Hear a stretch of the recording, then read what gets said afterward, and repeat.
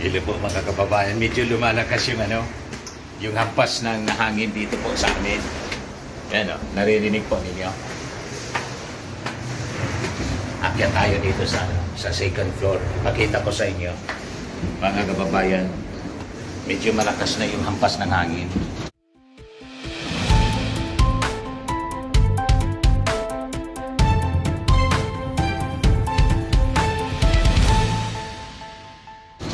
Ayan. Pero palampas na dito sa amin. Buti na lang. Ayan. Umampas sa roll-up namin. Medyo malakas na po, mga kababayan. Yan na ugob. Inahampas po, pero madahon pa naman. Yan ang sitwasyon dito sa amin. Typhoon signal number 3 ang Legazpi, and the rest of Albay is part of Albay, mga kababayan. Typhoon signal number 4 sa Bagyong Juan. Makikita ninyo ang sitwasyon, medyo lumakas. Yan o, hinahampas ng malakas na hangin ng Legazpi City ngayon. Ayan, sa estimate natin mga 80 kilometers per hour siguro yung lakas ng hangin dito sa Legazpi. Yan, malakas yung hampas. Hindi ko pwedeng buksan yung bintana namin kasi siyempre delikado.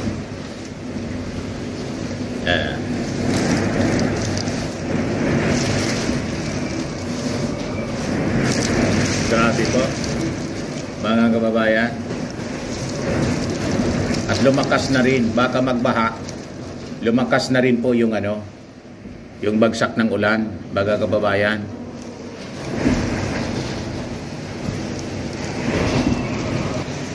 Yan o. Pero hindi pa man po, hindi pa man uubos yung hindi pa man nalalagas yung mga dahon nitong ugob. Hindi ko lang alam sa Tagalog kung anong ugob. Ang bunga niyan ginugulay, parang langka o jackfruit.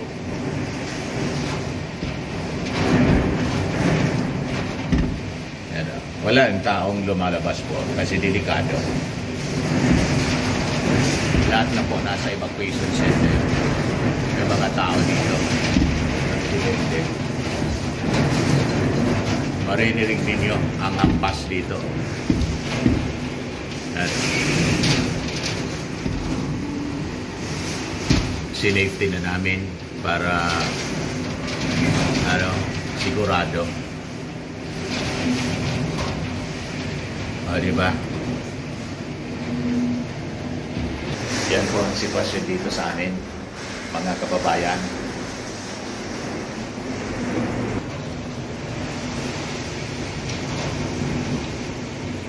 Burn out na dito sa amin, kaya lang kami, may solar power kami, kaya walang problema. Maririnig po ninyo yung ragobnob, yung tawag dito sa amin, parang tunog ng eroplano. Yung lakas ng hangin kasi sa taas, yung umahampas. And doon sa may parting Mayon Volcano, parang may tumutunog na thunderstorm, thunder po. Baka yung mga bato mula sa slope ng Mayon Volcano rumaragasa pababa, dala ng tubig baha po. Ito yung sitwasyon sa 3rd District of Albay, UAS. Halos zero visibility, wala ng tao. At mabuti naman, dati itong binabaha, wala pang tubig baha po. Ito mula sa 1st District of Albay. Sa kanila typhoon signal number 4. Pero hindi masyadong malakas yung bagsak ng ulan. Breaking news sa report ng GMA. Ayan. Work in government offices in NCR, CAR, and regions 1, 2, 3, 4, A, 4B, region 5, dito sa amin siya. And 8 is hereby suspended ngayong bukas November 10, sabi ng Palasyo Malacanang, and classes at all levels in the aforementioned regions as well as Region 6, 7, and Negros Island are also suspended November 10 and 11. Kasi siyempre, kailangan pang maglinis, kaya hanggang Tuesday, clearing operations after na dumaan yung bagyo. Ito yung sitwasyon sa Catanduanes. Kanina po, may storm surge. Yan. Storm surge. Pero may mga tao pa, oh. May mga tao sa gilid. Inabot na yung bahay ng storm surge, mga kababayan. Yan. Ito sa Kimantong Daraga, yung situation po. Medyo baha na rin po, oh. Yung kalsada po sa Kimantong Daraga, baha na rin po. Ayan po ang sitwasyon ng Typhoon 1, mga kababayan. Ito yung mga nauna nang bumagsak na mga kahoy sa Dilapas, Barangay Dilapas, Diraga, Albay. Yan po. Ito yung storm surge sa Baras, Catanduanes po, as reported by Manila Bulletin. Yan, umabot sa mga kabahayan po, storm surge. Courtesy of Danilin Manalo sa kanyang FB post, Baras, Catanduanes. Barangay Agban, Baras, Catanduanes. Ito yung Catanduanes po. Ito yung sitwasyon naman sa Tardisia, Ginubatan, Albay. Yan, malapit sa Mayon Volcano po. Yan ang lakas ng hangin, hampas ng Bagyong Juan dito po sa amin. 3rd District of Albay po siya. Yan ang image, mga kababayan, satellite image, talagang kasing laki ng Pilipinas ng Bagyong Juan. Yan ang mata ng bagyo. Matindi po. Ito naman sa Santo Domingo, Vera, Catanduanes. Yan ang current location, situation, mga kababayan, ng Super Typhoon 1. Nasa taas na siya ng Catanduanes, papunta na siya sa Northern Luzon, mga kababayan. Ito yung kanina na sitwasyon sa Pulangi, Albay, 3rd District of Albay, bahang-ba na din sa kalsada. Sentro mismo siya, mga kababayan. Kanina siyang 9:55 in the morning, 1 hour ago. Ito yung sitwasyon sa Vera, Catanduanes, na nasa typhoon signal number 5 sila ngayon. Talagang malakas ang tinamaan yung Catanduanes ng malakas na hangin. Ito naman sa Bulan, Sorsogon kanina na madaling araw, baha na po, mga kababayan. Kanina pa na madaling araw, mataas yung tubig sa Bulan, Sorsogon. Ito yung matindi sa Purok 4 sa Masarawag, Ginubatan, Albay. Talagang matindi. Nasa siya po ng Mayon Volcano. Nasa slope na kasi siya ng Mayon Volcano.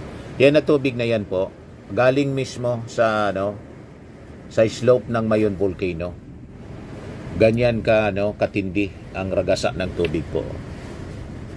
You see, nakakatakot talaga po. Pero yung mga tao dyan, hindi pa rin umaalis. Tingnan ninyo. May nakakuha pa nga ng video. Sa kalsada po siya. Kalsada itong dinadaanan mismo. Paulit-ulit na siyang dinadaanan po ng baha. Pero yung mga tao hindi pa rin umaalis. Sabi ko nga, permanent relocation ang kailangan nila dyan, mga kababayan. Kasi mahirap nang baguhin yung direksyon ng tubig, mga kababayan. Kahit maglagay ka pa dyan ng flood control project, sayang yung mga malalaking bahay sa paligid po. Ito kanina sa San Francisco, Pulangi, Albay. Mataas yung tubig, mga kababayan, kanina. Yan, hanggang ngayon, binabaha sila, San Francisco. Yan o. Pulangi Albay po siya. Barangay San Francisco. Ito yung sa Barangay Gogon, Vira, Catanduanes. O, ganyan ang kataas yung baha po. Lubog na pati yung church, mga kababayan. Ito sa Barangay Bagong Bayan, Daragalbay, may mga landslide na po, paunti-unti. So, delikado sa mga sasakyan, baka bumagsak. Bundok ito po. Siyempre, saturated na po ng tubig. Ulan, yung bundok, talagang kahit may mga kahoy dyan, delikado pa rin yung landslide. So, yan ang track ng bagyo, mga kababayan. Right now, nandito siya. So, papuntang Aurora, Isabela. Ito yung railway sa San Rafael, Ginobatan, Albay, na damage na po. Yan. Boundary ng Maipon at San Rafael, Ginobatan, Albay. Railway, damage na po. Ito yung forecast ng Pag-asa, mga kababayan. Kita rin natin na mamayang gabi, inaasahan na po natin, natatama naman sa kalupaan, either Aurora po or sa may southern part ng Isabela, yung bagyo, at babaybayin niya po itong northern or central Luzon bago tuluyang lumabas ng patungo po sa may West Philippine Sea bukas ng madaling araw. Inuulit ko po, pinakamararanasan yung malalakas na mga ulan at malalakas na hangin na dulot ng bagyong Uwan simula po ngayong araw ng Linggo hanggang bukas, lalo na po bukas ng umaga ng Lunes. Posible naman itong lumabas ng Philippine Area of Responsibility araw po ng Martes. Posible po umaga ng Martes. Makikita po natin sa track, maaari siya muling pumasok ng Philippine Area of Responsibility araw ng Huwebes, patungo po dito sa may bahagi ng Taiwan. Sa ngayon po, patuloy pa natin itong i-monitor at kung makaka-apekto pa ito sa ating bansa. So posible po siyang pumasok muli ng PAR ng Huwebes, pero by Friday ay muling lalabas. So maaari rin siyang tumama sa may bahagi ng Taiwan bilang isang severe tropical storm category na bagyo. Sa ngayon nga po, nakataas ang signal number 4, particular na sa Polillo Islands, eastern and central portion ng Camarines Norte, eastern portion ng Camarines Sur, sa Catanduanes, eastern portion ng Albay. Signal number 3 naman ngayon sa may southern portion ng mainland Cagayan, Isabela, Quirino, Nueva Vizcaya, Kalinga, the southern portion ng Abra Mountain Province, Ifugao, Benguet, central and southern portions ng Ilocos Sur, La Union, Pangasinan, Zambales. Sa amin po dyan sa Bataan, Tarlac, Pampanga, Nueva Ecija, Bulacan, Aurora, at ang Metro Manila ilalim na ngayon ng signal number 3. So latest po yung Catanduanes, typhoon signal number 5 na po. So ingat lang mga kababayan, lagi lang manalangin at huwag lalabas po sa kasagsagan ng pagtama ng bagyo. Kasi yung iba, natutokso po na lumabas agad-agad pag kumalma yung hangin. Ang bagyo po, may pabugso-bugso. Minsan na kumakalma, pagkatapos afterwards, babalik ulit yung malakas na hangin. Kasi pabugso-bugso nga po yung pagampas ng hangin. Ang delikado po yung mga falling trees at yung mga lumilipad na yero. At siyempre yung baha at yung mga kawad ng kuryente, mga poste ng kuryente. So, wag pong lalabas kahit tingin niyo sa paligid medyo kumalma na at tumila yung ulan. Makinig sa mga warnings and advisories ng ating mga disaster officials. Okay po?